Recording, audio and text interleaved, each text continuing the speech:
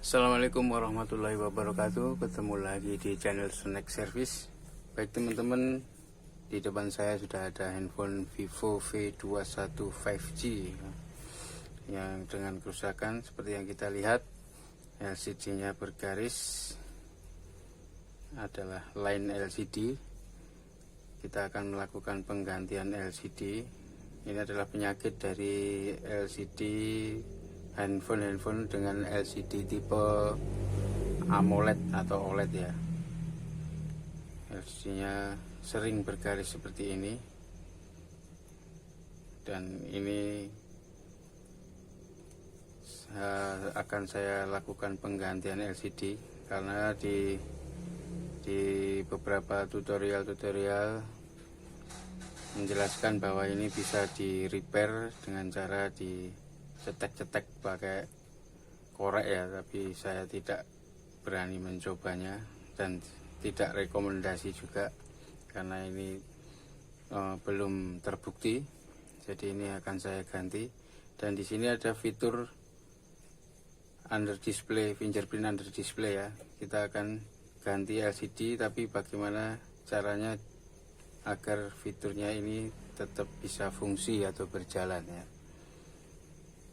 Tentunya ini harus menggunakan spare part yang support juga untuk under display fingerprint seperti ini ya.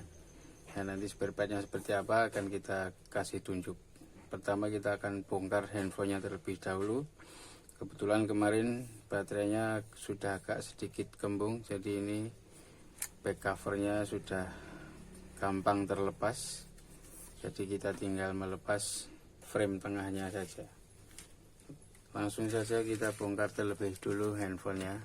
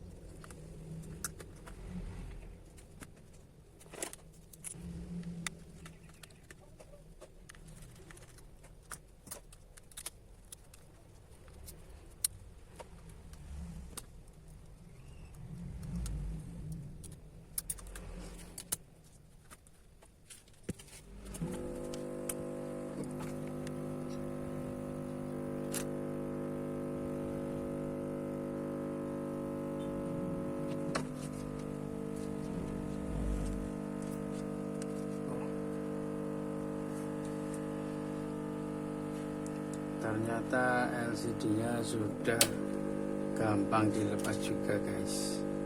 Dan ini adalah LCD-nya. Jadi fingerprint under display-nya ada di sini, sensornya, dan di sini ada lubang di LCD-nya. Jadi kuncinya ada di sini ya. Ini ada lubang fingerprint-nya, jadi transparan ini. Jadi kita harus cari LCD yang seperti ini juga.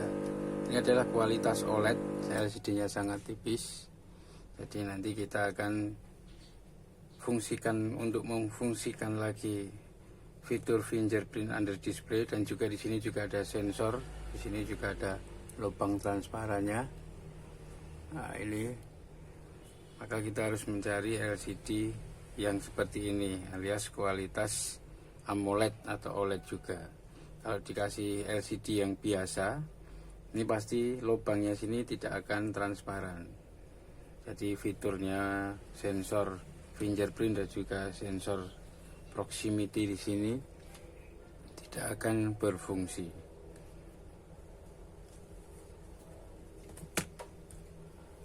Oke, kita akan kita bersihkan terlebih dahulu sisa-sisa lem yang ada di frame-nya, baru nanti kita akan pasang LCD baru, tentunya dengan lubang transparan di bagian sensor fingerprintnya juga. Jadi kita harus pasang LCD yang sepadan dengan aslinya, minimal mendekati, alias LCD yang kualitasnya OLED atau AMOLED juga.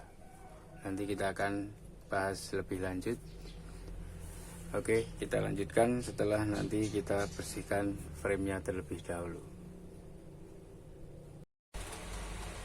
Oke, setelah frame sudah kita bersihkan, sisa-sisa lem yang di tepi-tepi ini yang hanya lebarnya tidak sampai 1 mili ini, jadi nanti area pengelemannya yang tipis ini ya teman-teman. Nah, di sini ada sedikit area untuk kita kasih lem untuk merekatkan LCD barunya. Ini LCD lamanya, LCD yang tadi kita lepas. Kemudian pada saat lem, jangan lupa di sini ada lubang transparan. Selain di dua sensor ini, di sini juga ada lubang transparan, yaitu dipakai untuk kalau di mesin ini ya seperti lampu LED ya, ini mungkin lampu flash atau mungkin lampu indikator, saya belum ngecek. Ini ada dua lampu di sini, kiri dan kanan. Jadi nanti saat dilem ini dihindari kita tutup dengan lem ya, supaya nanti tetap kelihatan. Dan di LCD-nya pun di sini juga terdapat 2 lubang transparan ya, nggak begitu kelihatan kalau di sini.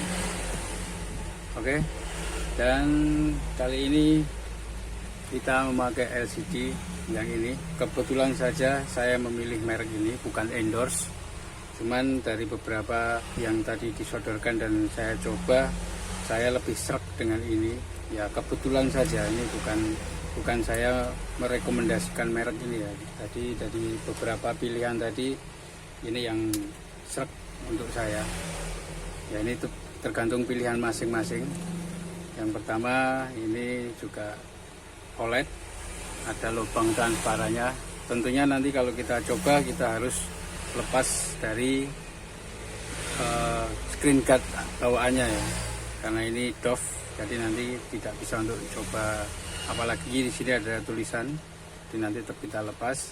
Dan ini tidak bergaransi lem, cirinya segelnya ditaruh di sini, supaya nanti kalau kita pasang mau tidak mau harus kita lepas. Jadi ini tidak bergaransi jika sudah terpasang. Kalau LCD sekarang sudah bergaransi lem, jadi dipasang pun dia masih bergaransi, asalkan nanti kalau diretur tidak cacat fisik. Ya, ini sangat tipis, setipis aslinya ya. Dari beberapa merek yang saya coba, saya lebih sreg ini. Dari kalau gambar sih jauh ya dari aslinya, cuman tetap mendekati. Dan juga presisi, saya senangnya ini presisi di frame-nya, ini bisa nempel presisi. Dan untuk teman-teman kalau beli LCD ini, dicoba waktu posisi tidak terpasang gini ya, jangan lupa untuk dicoba supaya nanti tidak salah beli. Dan ini yang pasti tempatnya ini nanti bisa dipakai untuk mainan atau untuk tempat yang lain. Kita singkirkan terlebih dahulu. Sekarang kita akan pasang mainboardnya di tempatnya.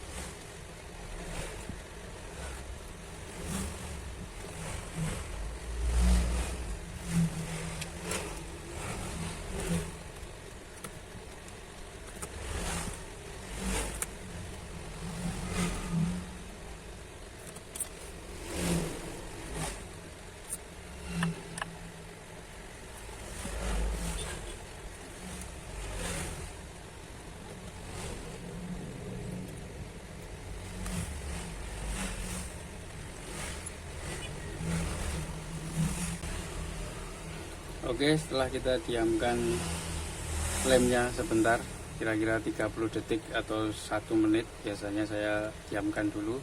Saatnya kita pasang, kita cek lagi ada penghalang di LCD atau framenya tidak. Kalau sudah tidak ada, berarti sudah kita kelupas segel-segelnya supaya tidak menghalangi. Lalu kita akan pasang, masukkan ke lubang sini fleksibelnya ya. Kita masukkan ke lubangnya, baru kita presisikan LCD-nya. Usahakan dari satu sisi terlebih dahulu. Ya, ini sangat presisi ya.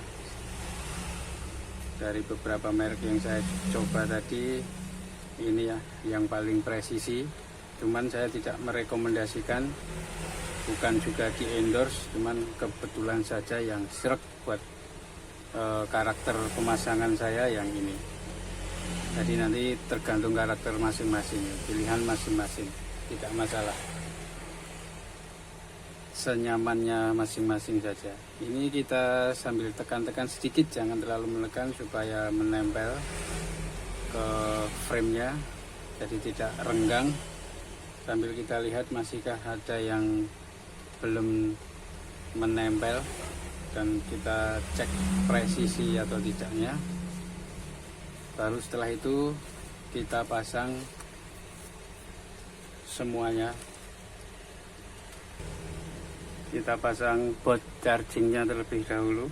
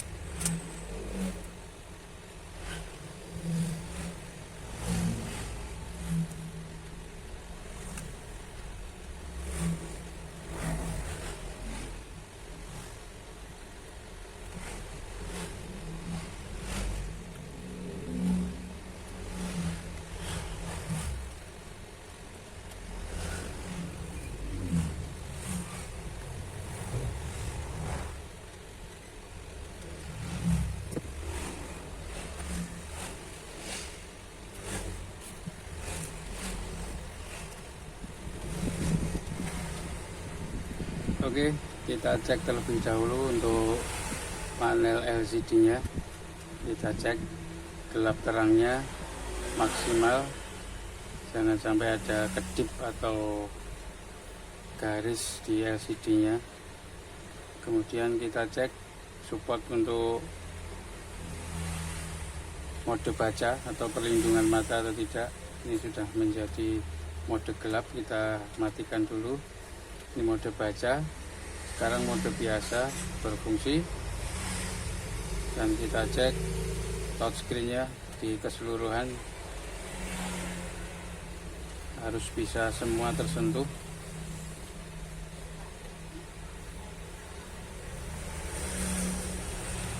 Oke, normal semua.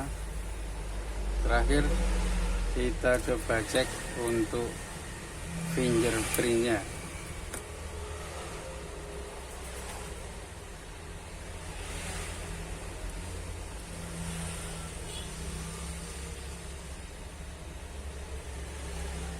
Ya, bisa ya, fungsi walaupun tertutup kertas ya, tertutup plastik pelindung aslinya, tapi bisa respon. Nah, berarti fingerprint on atau fingerprint bisa berfungsi dengan diganti LCD kualitas OLED juga. Dan nanti untuk lem-lem yang tersisa ini yang masih basah ini kita akan hilangkan atau kita bersihkan setelah lemnya kering terlebih dahulu. Dan untuk backdoor nanti tinggal kita lem sama seperti lem LCD juga, kita tutup. Dan karena ini baterainya sedikit kembung, jadi nanti tidak bisa tertutup rapat seperti ini. Oke, baik teman-teman, jadi untuk mengatasi atau mengganti HP dengan fitur fingerprint under display, kita harus mengganti dengan LCD dengan tipe OLED juga atau AMOLED juga, supaya di sini ada lubang transparannya bisa difungsikan untuk lubang fingerprintnya, dan sensor-sensornya semua juga berfungsi. Baik teman-teman, sampai di sini. Semoga video ini bermanfaat. Wassalamualaikum warahmatullahi wabarakatuh.